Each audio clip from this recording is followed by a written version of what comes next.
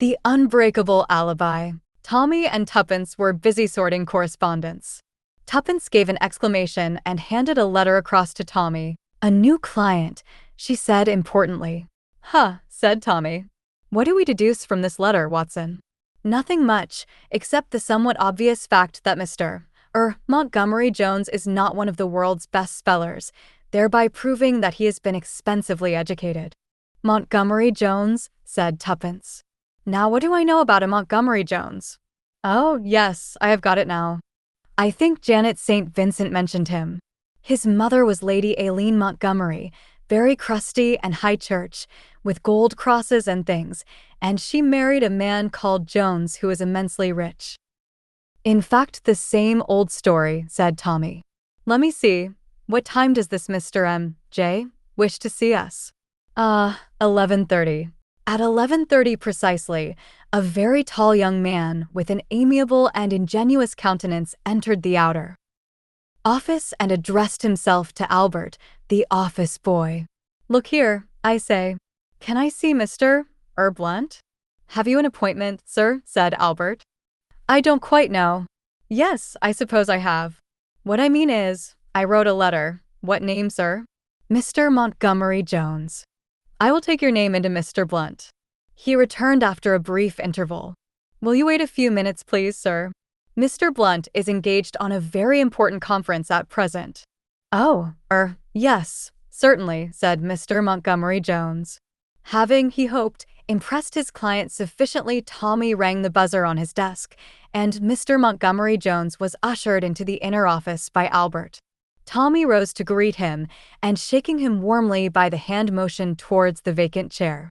"Now, Mr. Montgomery Jones," he said briskly, "what can we have the pleasure of doing for you?"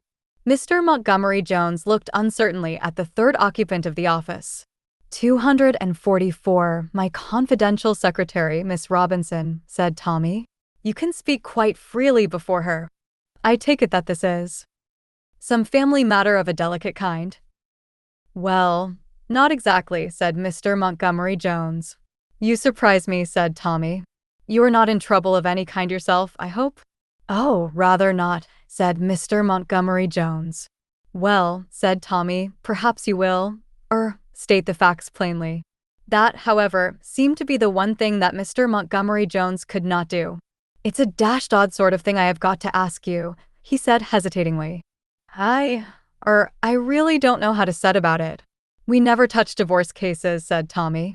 "Oh, Lord, no," said Mr. Montgomery Jones. "I don't mean that. It is just, well, it's a deuced silly sort of a joke. That's all." "Someone has played a practical joke on you of a mysterious nature," suggested Tommy. But Mr. Montgomery Jones once more shook his head. "Well," said Tommy, retiring gracefully from the position, "take your own time and let us have it in your own words." There was a pause. "You see," said Mr. Jones at last, "it was at dinner. I sat next to a girl." "Yes," said Tommy encouragingly. "She was well, I really can't describe her, but she was simply one of the most sporting girls I ever met. She's an Australian, over here with another girl, sharing a flat with her in Clarges Street.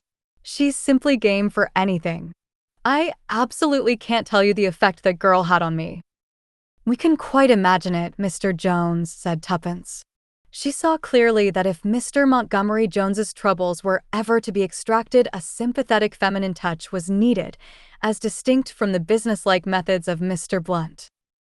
"We can understand," said Tuppence encouragingly. "Well, the whole thing came as an absolute shock to me," said Mr. Montgomery Jones, "that a girl could, well, knock you over like that. There had been another girl, in fact, two other girls. One was awfully jolly and all that, but I didn't much like her chin. She danced marvelously, though, and I have known her all my life, which makes a fellow feel kind of safe, you know. And then there was one of the girls at the Frivolity.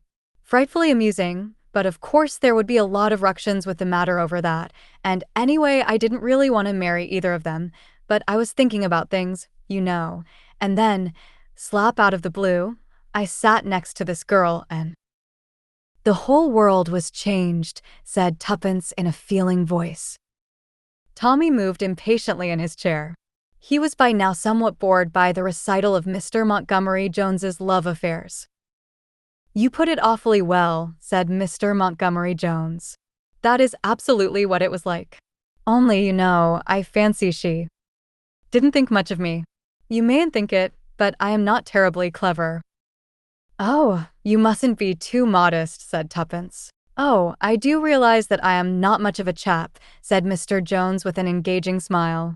"Not for a perfectly marvelous girl like that. That is why I just feel I have got to put this thing through. It's my only chance. She's such a sporting girl that she would never go back on her word." "Well, I am sure we wish you luck and all that," said Tuppence kindly. "But I don't exactly see what you want us to do." "Oh, Lord," said Mr. Montgomery Jones. "Haven't I explained?" "No," said Tommy, "you haven't." "Well, it was like this. We were talking about detective stories. Una, that's her name, is just as keen about them as I am. We got talking about one in particular. It all hinges on an alibi. Then we got talking about alibis and faking them. Then I said, 'No,' she said. Now which of us was it that said it?" "Never mind which of you it was," said Tuppence. "I said it would be a jolly difficult thing to do." She disagreed, said it only wanted a bit of brain work. We got all hot and excited about it, and in the end she said, "I will make you a sporting offer. What do you bet that I can produce an alibi that nobody can shake?" "Anything you like," I said, and we settled it then and there. She was frightfully cocksure about the whole thing. "It's an odds-on chance for me," she said. "Don't be so sure." "Of that," I said. "Supposing you lose and I ask you for anything I like?" She laughed and said she came of a gambling family and I could. "Well," said Tuppence as Mr. Jones came to a pause and looked at her appealingly. "Well, don't you see? It is up to me. It is the only chance I have got of getting a girl like that to look at me. You have no idea how sporting she is. Last summer she was out in a boat, and someone bet her she wouldn't jump overboard and swim ashore in her clothes, and she did it." "It is a very curious proposition," said Tommy. "I am not quite sure I yet understand it." "It is perfectly simple," said Mr. Montgomery Jones. "You must be doing this sort of thing all the time. Investigating fake alibis and seeing where they fall down." "Oh, yes, of course," said Tommy. "We do a lot of that sort of work." "Someone has got to do it for me," said Montgomery Jones. "I shouldn't be any good at that sort of thing myself. You have only got to catch her out and everything is all right.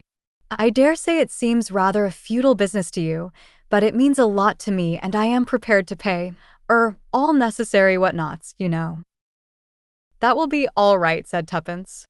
"I am sure Mr. Blunt will take this case on for you." Certainly," said Tommy. "A most refreshing case, most refreshing indeed." Mr. Montgomery Jones heaved a sigh of relief, pulled a mass of papers from his pocket and selected one of them. "Here it is," he said.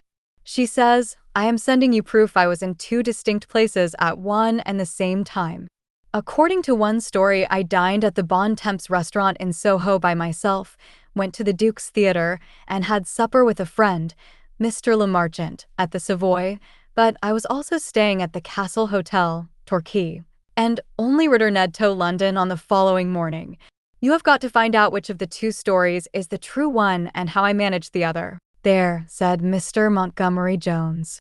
"Now you see what it is that I want you to do." "A most refreshing little problem," said Tommy. "Very naive." "Here is Una's photograph," said Mr. Montgomery Jones. "You will want that." "What is the lady's full name?" inquired Tommy. "Miss Una Drake. And her address is 180 Clarges Street." "Thank you," said Tommy. "Well, we will look into the matter for you, Mr. Montgomery Jones. I hope we shall have good news for you very shortly.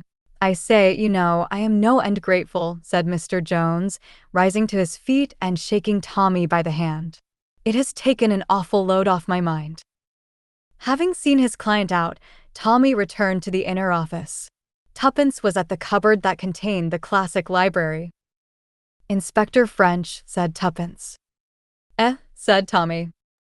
"Inspector French, of course," said Tuppence. "He always does alibis. I know the exact procedure. We have to go over everything and check it. At first it will seem all right, and then when we examine it more closely, we shall find the flaw. There ought not to be much difficulty about that, agreed Tommy. I mean, knowing that one of them is a fake to start with makes the thing almost a certainty, I should say. That is what worries me. I don't see anything to worry about in that. I am worrying about the girl, said Tommy. She will probably be led in to marry that young man whether she wants to or not. Darling, said Tuppence, don't be foolish. Women are never the wild gamblers they appear. Unless that girl was already perfectly prepared to marry that pleasant, but rather empty-headed young man, she would never have let herself in for a wager of this kind. But, Tommy, believe me, she will marry him with more enthusiasm and respect if he wins the wager than if she has to make it easy for him some other way. You do think you know about everything, said her husband. I do, said Tuppence. And now to examine our data, said Tommy, drawing the papers towards him. First the photograph. Quite a nice-looking girl, and quite a good photograph, I should say. Clear and easily recognizable. We must get some other girls' photographs, said Tuppence. Why? They always do, said Tuppence. You show 4 or 5 to waiters, and they pick out the right one. Do you think they do? Said Tommy. Pick out the right one, I mean. Well, they do in books, said Tuppence. It is a pity that real life is so different from fiction, said Tommy. Now then, what have we here? Yes, this is the London lot. Dined at the Bon Temps 7:30. Went to Duke's Theatre and saw Delphinium's Blue. Counterfoil of theatre ticket enclosed. Supper at the Savoy with Mr. Lemarchant. We can, I suppose, interview Mr. Lemarchant. That tells us nothing at all, said Tuppence, because if he is helping her to do it, he naturally won't give the show away. We can wash out anything he says now. Well, here is the Torquay end, went on Tommy. 12 o'clock from Paddington, had lunch in the restaurant car, receipted bill enclosed. Stayed at Castle Hotel for 1 night. Again receipted bill. I think this is all rather weak, said Tuppence. Anyone can buy a theatre ticket, you need never go near the theatre. The girl just went to Torquay and the London thing is a fake. If so, it is rather a sitter for us, said Tommy. Well, I suppose we might as well go and interview Mr. Lemarchant. Mr. Lemarchant proved to be a breezy youth who betrayed no great surprise on seeing them. Una has got some little game on, hasn't she? He asked. You never know what that kid is up to. I understand, Mr. Lemarchant, said Tommy, that Miss Drake had supper with you at the Savoy last Tuesday evening. That's right, said Mr. Lemarchant. I know it was Tuesday because Anna impressed it on me at the time, and what's more, she made me write it down in a little book. With some pride, he showed an entry faintly penciled. Having supper with Una. Savoy, Tuesday 19th. Where had Miss Drake been earlier in the evening? Do you know? She had been to some rotten show called Pink Peonies, or something like that. Absolute slosh, so she told me. You're quite sure Miss Drake was with you that evening? Mr. Lemarchant stared at him. Why, of course. Haven't I been telling you? Perhaps she asked you to tell us, said Tuppence. Well, for a matter of fact, she did say something that was rather dashed odd. She said, what was it now? You think you are sitting here having supper with me, Jimmy, but really I am having supper 200 miles away in Devonshire. Now that was a dashed odd thing to say, don't you think so? Sort of astral body stuff. The funny thing is that a pal of mine, Dickie Rice, thought he saw her there. Who is this Mr. Rice? Oh, just a friend of mine. He had been down in Torquay staying with an aunt. Sort of old bean who is always going to die and never does. Dickie had been down doing the dutiful nephew. He said, I saw that Australian girl one day, Una something or other. Wanted to go and talk to her, but my aunt carried me off to chat with an old pussy in a bath chair. I said, when was this? And he said, oh, Tuesday about tea time. I told him, of course, that he had made a mistake, but it was odd, wasn't it? With Una saying that about Devonshire that evening. Very odd, said Tommy. Tell me, Mr. Lemarchant, did anyone you know have supper near you at the Savoy? Some people called Oglander were at the next table. Do they know Miss Drake? Oh, yes, they know her. They are not frightful friends or anything of that kind. Well, if there's nothing more you can tell us, Mr. Lemarchant, I think we will wish you good morning. Either that chap is an extraordinarily good liar, said Tommy as they reached the street, or else he is speaking the truth. Yes, said Tuppence, I have changed my opinion. I have a sort of feeling now that Una Drake was at the Savoy for supper that night. We will now go to the Bon Temps, said Tommy. A little food for starving sleuths is clearly indicated. Let's just get a few girls' photographs first. This proved rather more difficult than was expected. Turning into a photographer's and demanding a few assorted photographs, they were met with a cold rebuff. Why are all the things that are so easy and simple in books so difficult in real life? Wailed Tuppence. How horribly suspicious they looked. What do you think they thought we wanted to do with the photographs? We had better go and raid Jane's flat. Tuppence's friend Jane proved of an accommodating disposition and permitted Tuppence to rummage in a drawer and select 4 specimens of former friends of Jane's who had been shoved hastily in to be out of sight and mind. Armed with this galaxy of feminine beauty, they proceeded to the Bon Temps where fresh difficulties and much expense awaited them. Tommy had to get hold of each waiter in turn, tip him, and then produce the assorted photographs. The result was unsatisfactory. At least 3 of the photographs were promising starters as having dined there last Tuesday. They then returned to the office where Tuppence immersed herself in an ABC. Paddington, 12 o'clock. Torquay, 3:35.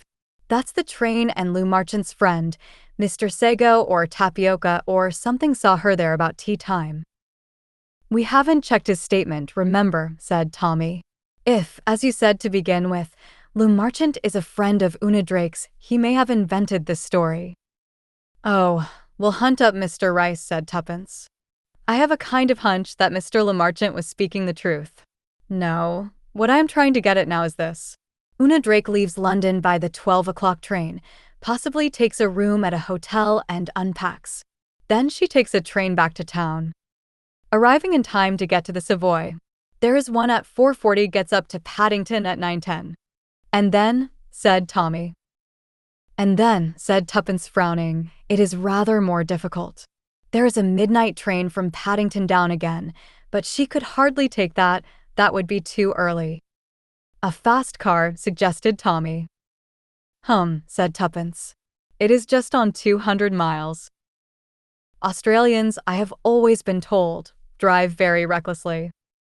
Oh, I suppose it could be done, said Tuppence. She would arrive there about 7. Are you supposing her to have nipped into her bed at the Castle Hotel without being seen? Or arriving there explaining that she had been out all night, and could she have her bill, please? Tommy, said Tuppence, we are idiots. She needn't have gone back to Torquay at all. She has only got to get a friend to go to the hotel there and collect her luggage and pay her bill.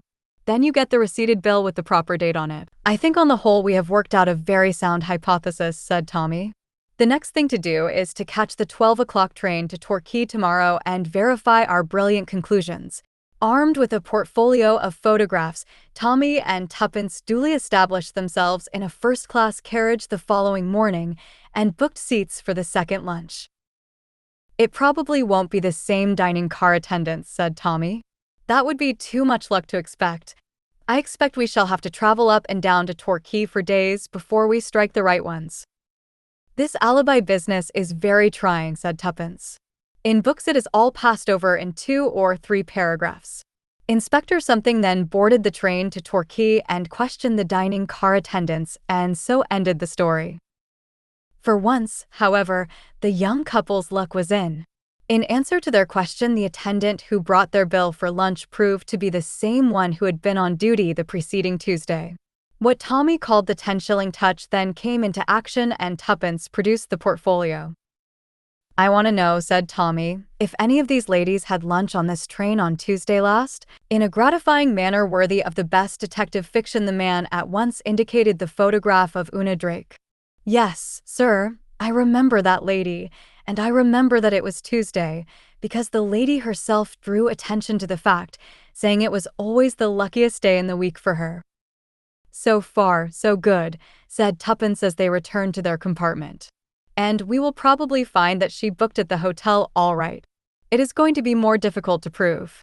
that she traveled back to London, but perhaps one of the porters at the station may remember. Here, however, they drew a blank, and crossing to the up platform, Tommy made inquiries of the ticket collector and of various porters. After the distribution of half-crowns as a preliminary to inquiring, two of the porters picked out one of the other photographs with a vague remembrance that someone like that traveled to town by the 4:40 that afternoon. But there was no identification of Una Drake. "But that doesn't prove anything," said Tuppence as they left the station. "She may have traveled by that train and no one noticed her. She may have gone from the other station, from Torry." "That's quite likely," said Tuppence. "However, we can see to that after we have been to the hotel." The Castle Hotel was a big one overlooking the sea. After booking a room for the night and signing the register, Tommy observed pleasantly, "I believe you had a friend of ours staying here last Tuesday. Miss Una Drake." The young lady in the bureau beamed at him. "Oh, yes, I remember quite well. An Australian young lady, I believe." At a sign from Tommy, Tuppence produced the photograph. "That is rather a charming photograph of her, isn't it?" said Tuppence. "Oh, very nice indeed, quite stylish." "Did she stay here long?" inquired Tommy. "Only the one night. She went away by the express the next morning back to London.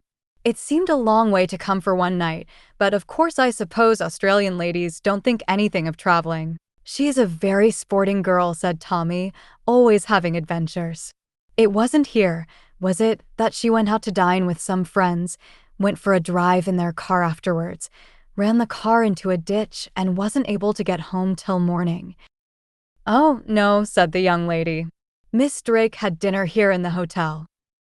"Really?" said Tommy. "Are you sure of that? I mean, how do you know?" "Oh, I saw her. I asked because I understood she was dining with some friends in Torquay," explained Tommy. "Oh, no, sir, she dined here." The young lady laughed and blushed a little. "I remember she had on a most sweetly pretty frock. One of those new flowered chiffons all over pansies." "Tuppence, this tears it," said Tommy when they had been shown upstairs to their room. "It does rather," said Tuppence. "Of course that woman may be mistaken. We will ask the waiter at dinner. There can't be very many people here just at this time of year." This time it was Tuppence who opened the attack. "Can you tell me if a friend of mine was here last Tuesday?" she asked the waiter with an engaging smile. "A Miss Drake, wearing a frock all over pansies, I believe." She produced a photograph. "This lady." The waiter broke into immediate smiles of recognition. Yes, Miss Drake, I remember her very well. She told me she came from Australia." "She dined here?" "Yes. It was last Tuesday. She asked me if there was anything to do afterwards in the town." "Yes. I told her the theater, the pavilion, but in the end she decided not to go and she stayed here listening to our orchestra." "Oh, damn," said Tommy under his breath. "You don't remember what time she had dinner, do you?" asked Tuppence. "She came down a little late. It must have been about 8 o'clock." "Damn, blast, and curse," said Tuppence as she and Tommy left the dining room. "Tommy, this is all going wrong. It seemed so clear and lovely. Well, I suppose we ought to have known it wouldn't all be plain sailing. Is there any train she could have taken after that, I wonder? Not one that would have landed her in London in time to go to the Savoy." "Well," said Tuppence, "as a last hope I am going to talk to the chambermaid. Una Drake had a room on the same floor as ours." The chambermaid was a voluble and informative woman. Yes, she remembered the young lady quite well. That was her picture right enough. A very nice young lady, very merry and talkative. Had told her a lot about Australia and the kangaroos. The young lady rang the bell about 9:30 and asked for her bottle to be filled and put in her bed, and also to be called the next morning at 7:30, with coffee instead of tea. "You did call her and she was in her bed?" asked Tuppence. "Why, yes, ma'am, of course." "Oh, I only wondered if she was doing exercises or anything," said Tuppence wildly. "So many people do in the early morning." "Well, that seems cast iron enough," said Tommy when the chambermaid had departed. "There is only one conclusion to be drawn from it. It is the London side of the thing that must be faked." Mr. Le Marchant must be a more accomplished liar than we thought, said Tuppence. We have a way of checking his statements, said Tommy. He said there were people sitting at the next table whom Una knew slightly. What was their name? Oglander. That was it. We must hunt up these Oglanders, and we ought also to make inquiries at Miss Drake's flat in Clarges Street. The following morning they paid their bill and departed somewhat crestfallen. Hunting out the Oglanders was fairly easy with the aid of the telephone book.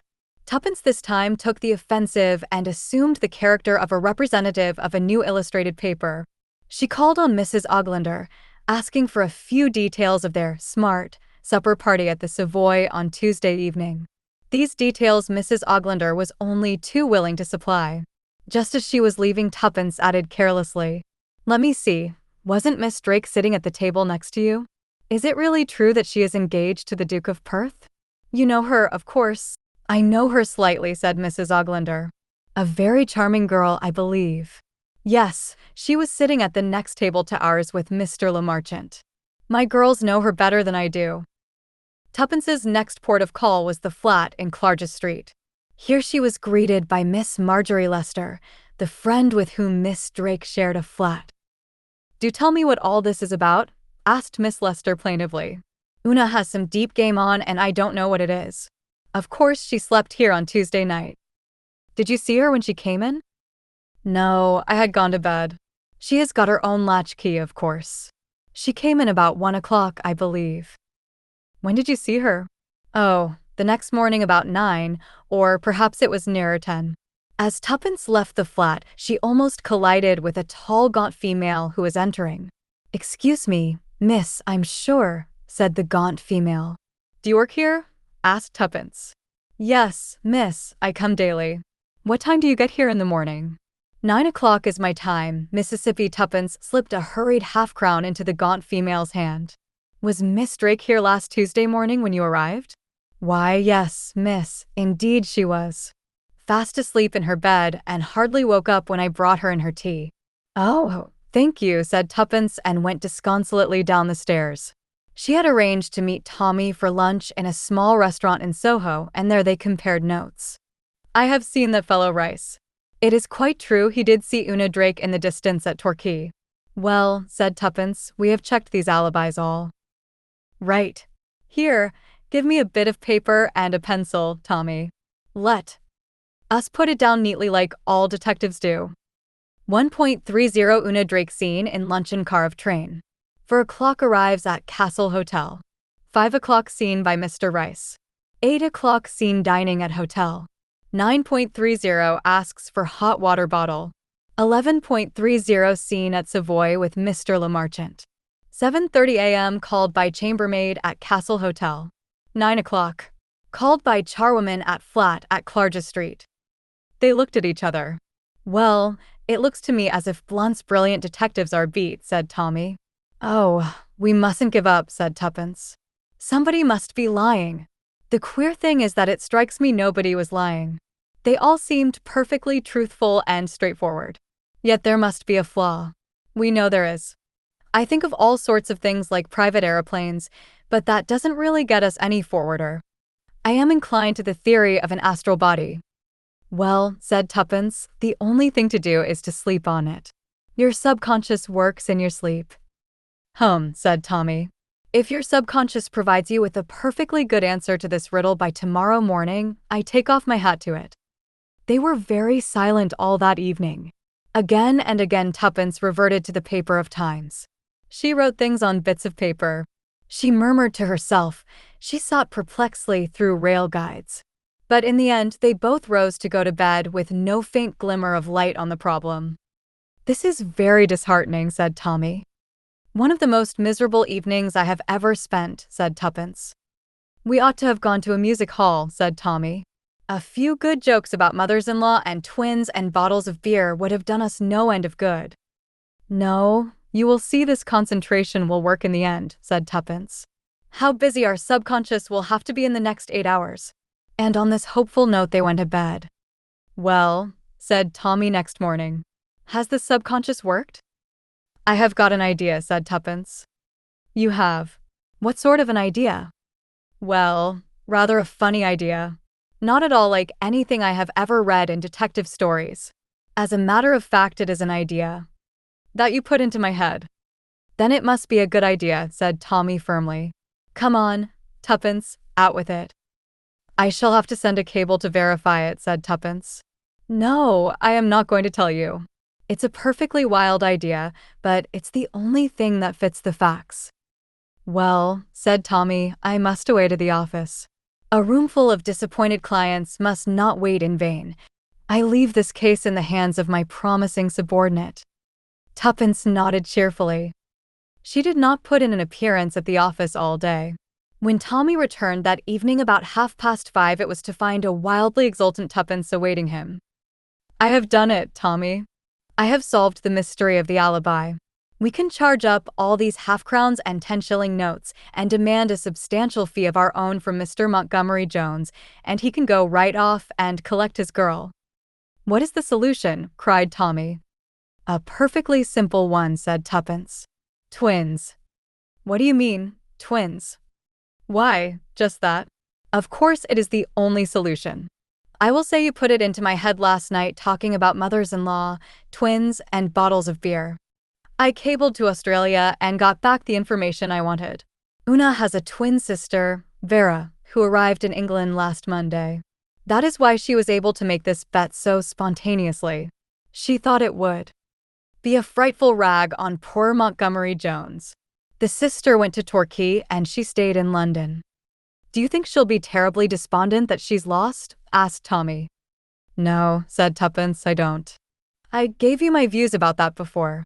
She will put all the kudos down to Montgomery Jones. I always think respect for your husband's abilities should be the foundation of married life.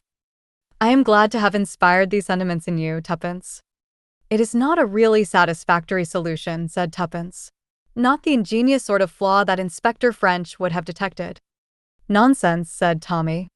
I think the way I showed these photographs to the waiter in the restaurant was exactly like Inspector French. He didn't have to use nearly so many half-crowns and 10-shilling notes as we seem to have done, said Tuppence. Never mind, said Tommy. We can charge them all up with additions to Mr. Montgomery Jones. He will be in such a state of idiotic bliss that he would probably pay the most enormous bill without jibbing at it. So he should, said Tuppence. Haven't Blunt's brilliant detectives been brilliantly successful? Oh, Tommy, I do think we are extraordinarily clever. It quite frightens me sometimes. The next case we have shall be a Roger Sheringham case, and you, Tuppence, shall be Roger Sheringham. I shall have to talk a lot, said Tuppence. You do that naturally, said Tommy. And now I suggest that we carry out my program of last night and seek out a music hall where they have plenty of jokes about mothers-in-law, bottles of beer, and twins.